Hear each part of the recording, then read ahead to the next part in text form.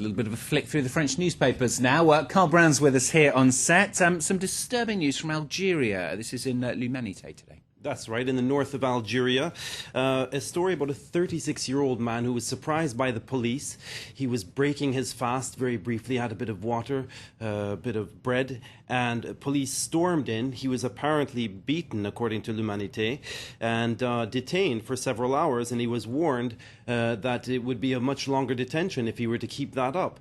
And he said that he was all the more surprised because he had seen in Algeria, in different towns, young people breaking the fast rather regularly, so he wasn't quite, he didn't understand why at all he was being treated in that way.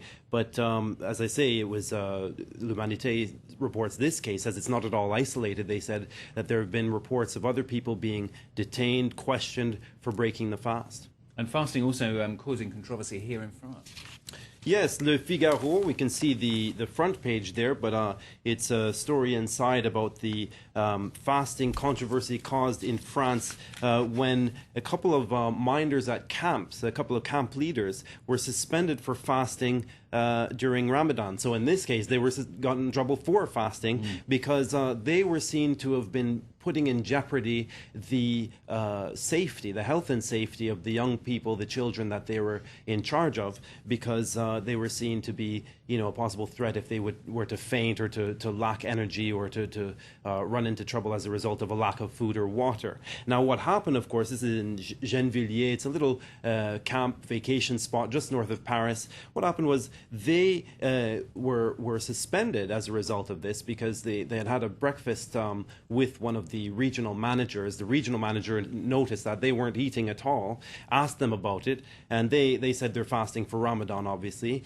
and they were questioned about it, and they said, well, listen, you wouldn't interrogate a bus driver or a train driver as to whether they're fasting. So, we should be respected for our religious right to fast as well. And what happened was the very next day, this is a couple of weeks ago now, they were suspended, but it unleashed such a firestorm in the media that the mayor of Gennevilliers decided actually to recant and to say, okay, we're no longer going to suspend you, and as a result of that, they basically said, okay, we'll put into place some measures so that people are kept safe, but we'll allow fasting to continue during Ramadan.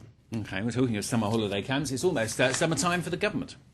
Yes. Now it's basically like a kind of a look back report card on the class of 2012, on the government, and in particular, top of the list, the best student is seen as Jérôme Cahuzac. That's in Le Parisien. They said he had to find billions of euros in savings this year to make up for the famous budgetary shortfalls, and it's about 7 billion in tax increases that amounted to.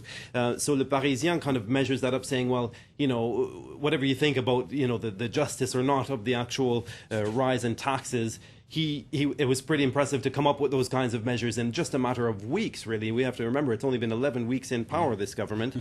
And, but of course it's not across the board that the class of 2012 is getting such glowing reviews. No, Le Figaro, not surprisingly, not being quite so enthusiastic. No, and here we do have the front page again. I won't give you any false starts on this one. We have right here 7 billion euros in taxes. We have the rise in tax, but very little in savings. So Le Figaro is quite upset because they see it as an imbalanced approach to making the budget, straighten out the budget. And so as a result, we have they cite pensioners in particular, saying after being taxed all their lives on the wages, being taxed all their lives through all the various taxes we're all too aware of in France, well, now the pensioners themselves are hit with a heavy tax as well, because pensions just one of the measures to be taxed just as all the other revenues. So they say, listen, it's going to be falling on the backs of the French elderly. Carl Brown, thanks very much. That's Carl Brown with the French newspapers here on France 24. Do stay with us. More news coming up.